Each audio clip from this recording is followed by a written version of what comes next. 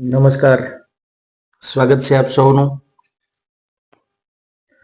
આજે આપણે જોઈશું ધોરણ 3 વિષય અંગ્રેજી પાઠ નંબર 4. પાઠનું નામ છે લાયન ઓર ડોંગી. તો ચાલો જોઈએ. Listen and sing. સરસ મજાની એક પહેલા પોએમ આપેલી છે, જોતા જઈએ. Come along and sing with me, એટલે કે બધા આવો અને મારી સાથે ગાઓ. જોતા જઈએ. Come along and sing with me, sing with me, sing with me.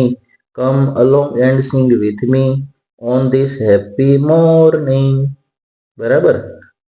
ત્યારબાદ જો નીચે અલગ અલગ ક્રિયા આપેલી છે. એમાં પહેલું છે ડાન્સ. ડાન્સ એટલે નૃત્ય કરવું. ત્યારબાદ રીડ છે. આગળ ક્લેપ. ક્લેપ એટલે તાળી પાડવી. પ્લે. પ્લે એટલે રમવું.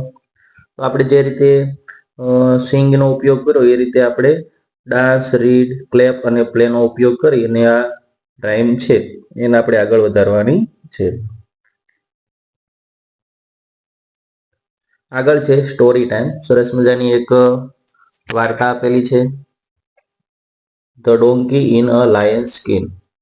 ડોંકી એટલે ગધેડો, લાયન એટલે સિંહ અને સ્કિન એટલે ચામડી. એટલે કે ગધેડો છે એ સિંહનું છે મોરું પહેરી આવે છે. બરાબર, એનો આખો પાર્ટ છે, જોતા જઈએ. Once upon a time donkey found a lion skin. એક વખતની વાત છે. ફાઉન્ડ એટલે મળવું, લાયન સ્કિન એટલે સિંહની ચામડી, મોરું. એક વખત છે ગધેડાને છે એ સિંહનું મોરું છે, ચામડી છે, મળી જાય છે. He dress up himself in that skin. અને તે મોરું છે તે સિંહનું ચામડી એને પહેરી લે છે. Once day he heard some donkeys braying in the village. એક વખતની વાત છે કે આ મોરું પહેરી અને તે બધે રખડતો હોય છે. એ વખતે છે એક ગામમાં છે એણે જે ગધેડા હતા એને હણવાનો જે અવાજ આવે, બરાબર, એનો અવાજ છે એ સંભળાય છે.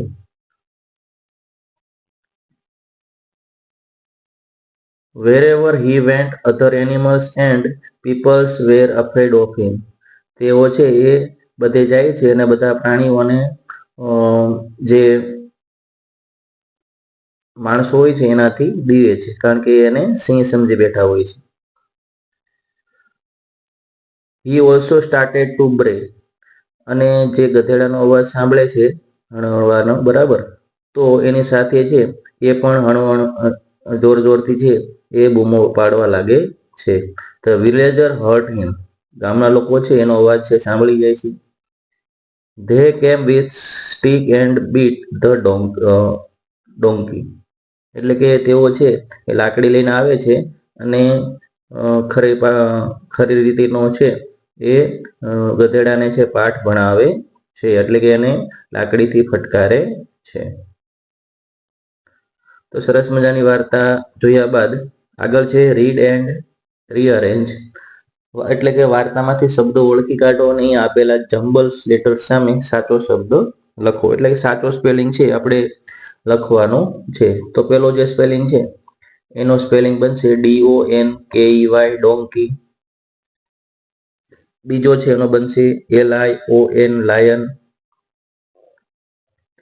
ત્રીજો સ્પેલિંગ બનશે PEOPLE, પીપલ. આગળ સ્પેલિંગ બનશે સ્કિન, SKIN. આગળ સ્પેલિંગ બનશે VILLAGE, વિલેજ. આગળ સ્પેલિંગ બનશે VILLAGERS, વિલેજર્સ. આગળની પ્રવૃત્તિ છે રીડ એન્ડ સિલેક્ટ. એટલે કે નીચેના વાક્યો છે વાંચો અને સાચું વાક્ય હોય તો ત્યાં ટ્રુ અને ખોટું વાક્ય હોય તો ત્યાં ફોલ્સ, એટલે કે ખોટું લખવાનું છે. જોતા જઈએ. પહેલું છે the lion found a donkey skin.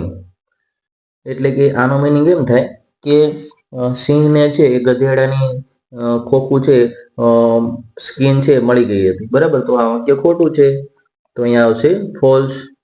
The donkey dress up in the lion skin. ગધેડો છે એ સિંહનું મોરું છે પહેરી લે છે, સિંહની ચામડી પહેરી લે છે. સાચું? તો જવાબ આવે સાચું. તો જવાબ આવે ટ્રુ. 3 નંબર પર છે people were afraid of the donkey. લોકો છે એ ગધેડાથી બીતા હતા.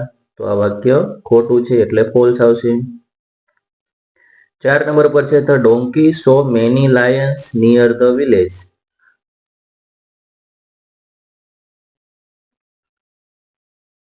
એનો મીનિંગ એમ થાય કે ગધેડાએ છે ઘણા બધા સિંહો છે એ ગામની નજીક જોયા. તો જવાબ આવે true. People bit the donkey. લોકોએ છે ગધેડાને માર્યું. તો જવાબ આવે ટ્રુ. આગળ છે રીડ એન્ડ આન્સર. શિક્ષકની મદદથી વિદ્યાર્થી ખાલી જગ્યા પૂરશે. જોતા જઈએ. ધ ખાલી જગ્યા હર્ડ અધર ડોંકીસ બ્રે. કોણે સાંભળ્યો બીજા ગધેડાનો અવાજ? તો જવાબ આવે ડોંકી. 2 નંબર પર છે the donkey found the skin of ખાલી જગ્યા. ગધેડાને ખાલી જગ્યાનું મોરું મળી ગયું. કોનું? તો લાયન. ધ ડોંકી ખાલી જગ્યા in the skin of him. Dress કે ઇગ્નોર? તો જવાબ આવે ડ્રેસ અપ. એટલે કે ગધેડાએ છે એ સિંહનું મોરું છે, ચામડી છે એ પહેરી લીધી. 4 નંબર પર છે people bit the donkey with ખાલી જગ્યા. લોકોએ છે એ ગધેડાને શેનાથી ફટકારો? તો સ્ટીક. સ્ટીક એટલે લાકડી. આગળની પ્રવૃત્તિ છે લેટ્સ પ્લે મિસિંગ વર્ડ. અહીંયા અમુક શબ્દો આપેલા છે કેટ, બેટ, લાયન, પેન, હેન, સ્કિન, બોલ, પોલ અને સ્ટીક. સૌથી પહેલા આ રીતના બધા જે શબ્દો આપેલા છે એ બોલી જશે. ત્યારબાદ આમાંથી બધા વિદ્યાર્થીઓને છે આમાં જોવાનું છે અને ધ્યાનથી કે આમાં કયા શબ્દો છે અને ક્યાં ગુમ થયા છે. બરાબર? ત્યારબાદ શિક્ષક છે બધાને આંખો બંધ કરવાનું કહેશે. આંખો બંધ થઈ ગયા પછી કોઈ પણ એક શબ્દ છે આમાંથી ભૂસી નાખશે. ત્યારબાદ વિદ્યાર્થીને કહેશે કે આમાં કયો શબ્દ છે ગુમ થયેલ છે, મિસિંગ થયેલો છે. બરાબર? તો આ રીતે ગેમ છે આગળ વધશે અને જે વિજેતા થશે એના પોઈન્ટ મળશે. આગળની પ્રવૃત્તિ છે લિસન એન્ડ એક્ટ. એટલે કે નીચેની શબ્દો વાંચો અને એના એક્શન કરો. તો પ્લીઝ. પ્લીઝ એટલે મહેરબાની કરીને. ત્યારબાદ ગુડ નાઇટ એટલે કે શુભરાત્રી. Bye bye. બાયનો મિનિંગ થાય આવજો. ત્યારબાદ સોરી. સોરી એટલે દિલગીરી. Thank you. થેન્ક યુ એટલે આભાર. ત્યારબાદ છે ગુડ મોર્નિંગ. ગુડ મોર્નિંગ એટલે સવારે આપણે ગુડ મોર્નિંગ શુભ સવાર કરીએ. ત્યારબાદ આગળ છે નાઇસ ટુ મીટ યુ એટલે કે તને મળીને ખૂબ આનંદ થયો. ત્યારબાદ આ જે શબ્દો છે એ કઈ રીતે ક્યારે વપરાય એ આપણે મેચિંગ કરવાનું છે, જોડકા જોડવાના છે એ અને બી સાથે. જોતા જઈએ. એમાં પહેલું છે કે તમે પહેલી વાર કોઈને મળો ત્યારે તમે શું કહો? તો કે હાવ આર યુ, કેમ છો. બીજું છે ઘરેથી નીકળતી વખતે તમે શું કહો? તો કે બાય બાય. 3 નંબર પર છે સુવા જતી વખતે તમારા ભાઈ બહેનને શું કહો? તો કે ગુડ નાઇટ. 4 નંબર પર છે તમને કંઈક ગણિતનો દાખલો શીખવે છે ત્યારે તમે તેને શું કહો? તેનો આભાર માનવો પડે. બરાબર? એટલા માટે ત્યાં આવે થેન્ક યુ. 5 નંબર પર છે તમારા મિત્રને મળતી વખતે. તમારા મિત્રને મળો ત્યારે તમે શું કહો? તો કે નાઇસ ટુ મીટ યુ, તને મળીને ખૂબ આનંદ થયો. 6 નંબર પર છે મિત્ર તમને હાવ આર યુ પૂછે ત્યારે હાવ આર યુ નો મિનિંગ એમ થાય કે તમે કેમ છો. બરાબર? તો તમારે એનો જવાબ તો આપવો પડે ને. તમે એને જવાબ આપી શકો કે આઈ એમ ફાઇન, હું મજામાં છું.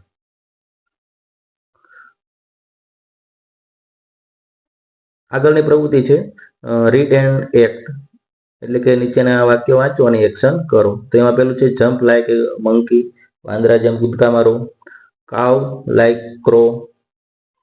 Walk like duck. Roar like lion. તમને બધાને ખબર પડતી હશે. રોર એટલે ગર્જના કરી. વોક એટલે ચાલવું. આગળ છે see around like a eagle. Eagle એટલે ગરુડ. ગરુડની જેમ ચારે બાજુ જુઓ. આગળ છે ડાન્સ લાઈક અ પીકોક. મોરની જેમ ડાન્સ કરો. Eat like a cow. ગાયની જેમ ખાઓ. Run like a horse. ઘોડાની જેમ દોડો. તો અહીંયા સરસ મજાના છે રીડ એન્ડ એક્ટ આપેલા છે. તમે છે એ રીતે એક્શન છે એ કરજો અને શીખજો. તો આ પાઠ છે અહીંયા પૂરો થાય છે. આશા રાખીએ કે આ વિડીયો આપ સૌને ઉપયોગી સાબિત થશે. જો આ વિડીયો આપને ગમ્યો હોય તો વિડીયોને લાઈક કરો, ચેનલને સબસ્ક્રાઇબ કરો અને તમારા મિત્રોને શેર કરો. મળીશું આવા જ વિડીયો સાથે, નવા ટોપિક સાથે. ત્યાં સુધી જય હિન્દ, જય ભારત.